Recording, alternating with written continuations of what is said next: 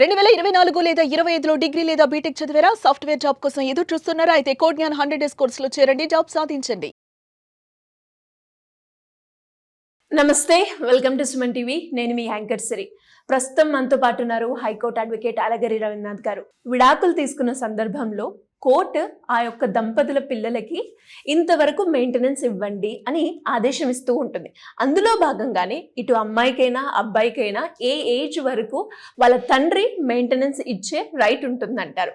దీని గురించి చట్టం ఏం చెప్తుంది, వీటి గురించి క్లియర్గా మనకు ఒక అవేర్నెస్ అలాగే ఇన్ఫర్మేషన్ ఇవ్వడానికి మనతో పాటు ఉన్నారు హైకోర్టు అడ్వకేట్ అలగిరి రవీంద్రనాథ్ గారు. అడిగి తెలుసుకునే ప్రయత్నం చేద్దాం. నమస్కారం సార్. నమస్తే అండి శ్రీ గారు. సార్, చాలా వరకు డివోర్సెస్ కేసెస్ అయితే విపరీతంగా పెరిగిపోయాయి ఈ మధ్య కాలంలో అని చెప్పొచ్చు. అందులో భాగంగానే మరి విడాకులు తీసుకున్న అలాంటి సందర్భాల్లో ఎవరైనా కూడా వాళ్ళ యొక్క పిల్లలకి మెయింటెనెన్స్ ఇవ్వాలి అని కోర్టు ఆదేశించినప్పుడు అమ్మాయికైనా అబ్బాయికైనా ఏ ఏజ్ వరకు మెయింటెనెన్స్ ఇచ్చే అవకాశం ఉందంటారు చట్ట ప్రకారంగా? చాలా వెరీ ఇంట్రెస్టింగ్ క్వశ్చన్ శ్రీ గారు. మెయింటెనెన్స్ అన్నది తప్పనిసరిగా ఇవ్వమని చెప్పి కోర్టు ఆదేశిస్తుంది. విడాకుల సందర్భాల్లో విడాకులు మంజూరు చేసే సందర్భంలో వాళ్ళకి కానీ పిల్లలు ఉంటే పిల్లలకు కూడా మెయింటెనెన్స్ ఇవ్వమని చెప్పి కోర్టు ఆదేశిస్తుంది. అయితే ఇక్కడ ప్రతి ఒక్క హస్బెండ్ కంటే భర్తకి వచ్చే కామన్ డౌట్ ఏంటంటే, నేను నా పిల్లలకి మెయింటెనెన్స్ ఎప్పటి వరకు ఇవ్వాలి, ఎందుకంటే నేను ఆ బంధాన్ని తుంచేసుకుంటున్నాను కదా, నా భార్యకి విడాకులు ఇస్తున్నాను కదా, ఇటువంటి సందర్భాల్లో పిల్లలకి నేను ఎన్నాళ్ళ పాటు మెయింటెనెన్స్ ఇవ్వాలి, దీనికి ఏమైనా టైం లిమిటేషన్స్ ఉన్నాయా అన్న విషయం మీద మమ్మల్ని వచ్చి సంప్రదించే చాలా మంది క్లయింట్స్ కూడా, లీగల్ క్లయింట్స్ మాకు ఉంటుంటారు. సార్, మా పిల్లలకి ఎన్నాళ్ళ పాటు మెయింటెనెన్స్ ఇవ్వాలి, టైం లిమిట్ ఉంటుందా అని క్వశ్చన్స్ చేస్తుంటారు. సో దీనికి సంబంధించి మనకి సిఆర్పి సెక్షన్ 125 ప్రకారం స్పష్టంగా చెప్పడం కూడా జరిగింది. ఇందులో పిల్లలకి ఎప్పటి వరకు మెయింటెనెన్స్ ఇవ్వాలి, బాగా గుర్తుపెట్టుకోండి, అబ్బాయికి 18 సంవత్సరాలు నిండే వరకు కూడా మెయింటెనెన్స్ ఇవ్వమని చెప్పి కోర్టు ఆదేశిస్తుంది. ఇది అబ్బాయిల వరకు. అయితే అమ్మాయిలు అయితే కూతురుగానే ఉన్నట్లయితే కూతురికి పెళ్లి చేసుకునే సమయం వరకు కూడా మెయింటెనెన్స్ ఇవ్వమని చెప్పి కోర్టు ఆదేశిస్తుంది. ఇది స్పష్టంగా ఉంటుంది. అబ్బాయికి అయితే 18 ఏళ్ళు, అమ్మాయికి అయితే వివాహం చేసుకునే సమయం వరకు కూడా మెయింటెనెన్స్ ఇవ్వాల్సిన బాధ్యత ఉంటుంది.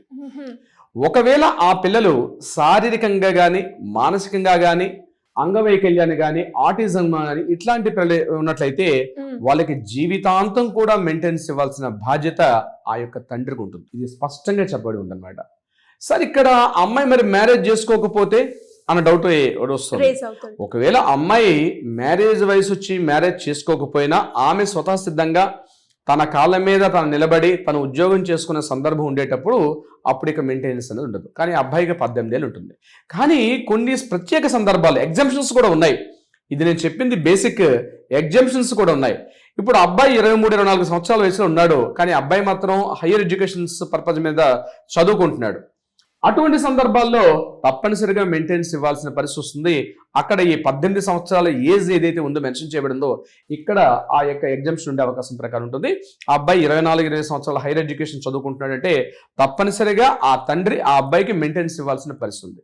అలాగే ఆ అమ్మాయి కూడా హైయర్ ఎడ్యుకేషన్ చదువుతుంది, హైయర్ క్వాలిఫికేషన్స్కి వెళ్తూ ఉన్న సందర్భాల్లో కూడా ఆ అమ్మాయికి కూడా ఆ అమ్మాయి యొక్క మెయింటెనెన్స్ ఇవ్వాల్సిన బాధ్యత కూడా కోర్టు డిసైడ్ చేస్తుంది. ఇంతవరకు ఇవ్వాలి, ఎంత అమౌంట్ అన్నది వాళ్ళ యొక్క ఆదాయ మార్గాలు, వాళ్ళకున్నటువంటి రిసోర్సెస్ ఎంత అమౌంట్ ఇవ్వాలన్నది మనం చాలా వీడియోస్లో చేస్తాం. బట్ టైం లిమిట్ అయితే స్పష్టంగా చెప్పడం జరిగింది. ఇదే ముస్లిమ్స్ యొక్క పిల్లలు అయినట్టుగా ఉంది. ఇప్పుడు నేను చెప్పేదంతా కూడా హిందూ యొక్క పిల్లలకైతే హిందూ మ్యారేజ్ యాక్ట్ ప్రకారం, హిందూ వారసత్వం ప్రకారం ఉన్నటువంటి ఈ యొక్క మెయింటెనెన్స్ ఇలా చెప్పబడింది. అదే ముస్లిం పిల్లలకైతే ఆల్మోస్ట్ సిమిలర్గానే ఉంటుంది. అబ్బాయి అయితే 18 సంవత్సరాలు, అమ్మాయి అయితే వాళ్ళకు కూడా ఇది వర్తిస్తుంది. ఇదే క్రిస్టియన్స్ కూడా ఇదే చట్టం వర్తిస్తుంది. అమ్మాయి పెళ్లిడి వయసు వచ్చేదాకా, అమ్మాయి పెళ్లి చేసుకునే వయసు దాకా వర్తిస్తుంది. హిందువులైనా ముస్లిమ్స్ అయినా క్రిస్టియన్స్ అయినా అందరికీ కూడా మెయింటెనెన్స్ ఎప్పటి వరకు ఇవ్వాలి అన్న విషయం మీద.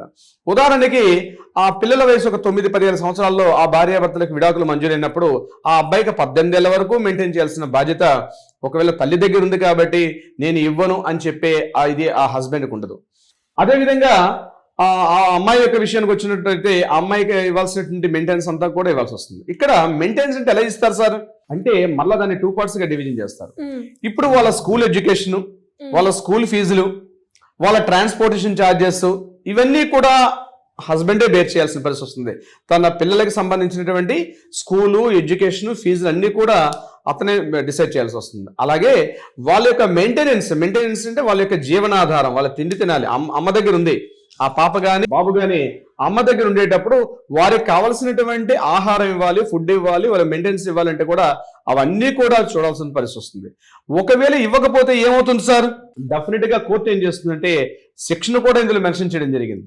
కొంత పెనాల్టీ వేస్తుంది, శిక్షాకాలం కూడా మంజూరు చేస్తుంది. మెయింటెనెన్స్ ఇవ్వకుండా తప్పించుకుంటే దాన్ని కూడా తప్పించుకునే ప్రయత్నం చేస్తే తప్పనిసరిగా కోర్టు శిక్ష కూడా విధించే అవకాశం ఉంటుంది. ఒకవేళ ప్రాపర్టీస్ కానీ ఏమైనా ఉంటే వాటికి అటాచ్మెంట్ పెట్టే అధికారం కూడా కోర్టుకు ఉంటుంది.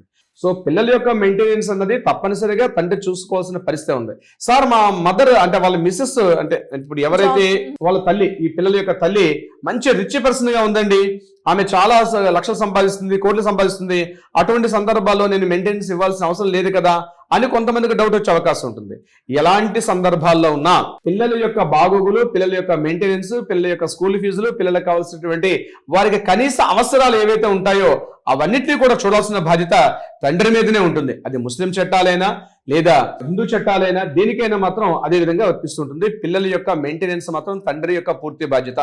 పట్టించుకోకుండా పోతే కోర్టు దాని మీద తీవ్రంగా విచారిస్తుంది, తీవ్రమైన నేరంగా కూడా పరిగణించే అవకాశం కూడా ఉంటుంది. శ్రీ గారు అంటే ఎలా సార్, ఇప్పుడు మీరు అన్నట్టుగానే డివోర్స్ కేసెస్లో ఎక్కువగా మెయింటెనెన్స్కి సంబంధించి ఇష్యూస్ అనేవి బయటికి రావడం, అండ్ మీరు కూడా ఎన్నో కేసెస్ అయితే డీల్ చేయడం జరిగింది. అందులో భాగంగానే ఇంకా ఎవరికైనా కూడా ఎలాంటి డౌట్స్ ఉన్నప్పుడు మిమ్మల్ని అప్రోచ్ అవ్వాలి అంటే ఎలా ఉంటుంది సార్? తప్పనిసరిగా శ్రీగా దీనికి సంబంధించి అంటే డివోర్స్ కానీ, డివిసిస్ కానీ, లేదా పిల్లల మెయింటెనెన్స్ కానీ వీటికి సంబంధించి ఏదైనా డౌట్స్ అని ఉంటే తక్షణమే కింద స్కూల్ నెంబర్ని కాంటాక్ట్ చేయండి లేదా వాట్సాప్ చేయండి. మా లీగల్ టీం మీకు అప్రోచ్ అవుతారు, కావాల్సిన ఇన్ఫర్మేషన్ కూడా ఇచ్చే ప్రయత్నం చేస్తారు. అది కాకుండా కోర్టుల్లో ఏదైనా వివాదం ఉంటే వాటికి పరిష్కారం అయ్యే దిశగా కూడా ప్రయత్నం చేస్తారు. వెంటనే మీ చేతిలో ఫోన్ తీసుకోండి, కింద నంబర్ని కాంటాక్ట్ చేయండి. Anyways thank you sir, thank you so much. Thank you so much Shri గారు.